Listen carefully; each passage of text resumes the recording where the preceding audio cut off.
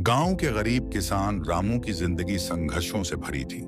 वह अपने परिवार के साथ एक टूटी फूटी झोपड़ी में रहता था और कर्ज से दबा हुआ था। उसकी सारी उम्मीदें अब भगवान के भरोसे थीं।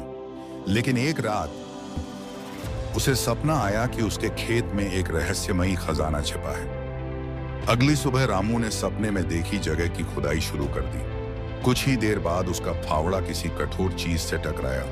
वह चौंक गया और जल्दी से मिट्टी हटाने लगा। थोड़ी ही देर में एक पुराना लोहे का संदूक सामने आ गया। पूरे शरीर में सिहरन दौड़ गई। क्या यह सच में खजाना था? रामू ने संदूक खोला, लेकिन उसमें सोने चांदी के बजाय एक पुरानी किताब और एक तांबे की चाबी रखी थी।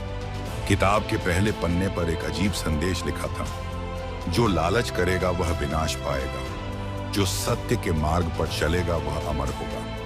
रामू को कुछ समझ नहीं आया, लेकिन किताब के अगले पन्नों में एक गुप्त तहखाने का जिक्र था, जो गांव के पास पुराने खंडहरों में स्थित था।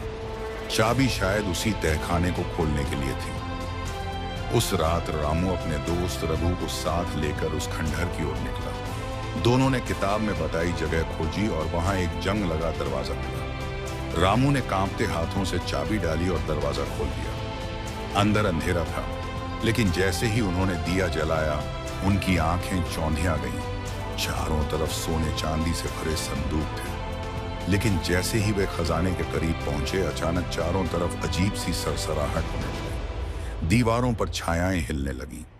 अचानक पीछे से एक डरावनी आवाज आई, जिसने इस खजाने को छूने की कोशिश की।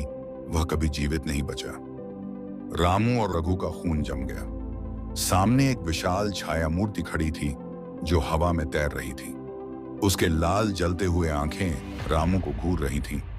रघु डर के मारे वहां से भाग निकला, लेकिन रामू हिम्मत कर आगे बढ़ा। वह बुदबुदाया, मैं यह खजाना अपने लिए नहीं बल्कि पूरे गांव के लिए चाहता हूं। छाया मूर्ति कुछ पल शांत रही, फिर उसकी आंखों की लाल चमक बुझ गई। उसने कहा, तुम पहले इंसान हुलाई के लिए यहां आया है। यह खजाना तुम्हारा है, लेकिन याद रखना, इसे केवल अच्छे कार्यों में लगाना, वरना सब नष्ट हो। रामू ने गांव लौटकर खजाने से एक मंदिर, स्कूल और अस्पताल बनवाया। उसका खेत भी चमत्कारी रूप से उपजाऊ हो गया और उसकी गरीबी खत्म हो गई। लेकिन एक दिन रघु ने चुपके से खजाने में से कुछ सोने के सिक्के चुराने की कोशिश की। अगले ही दिन रघु लापता हो गया। लोग कहते हैं कि उसने गांव छोड़ दिया, लेकिन कुछ का मानना था कि वह उस छाया मूर्ति का शिकार हो गया।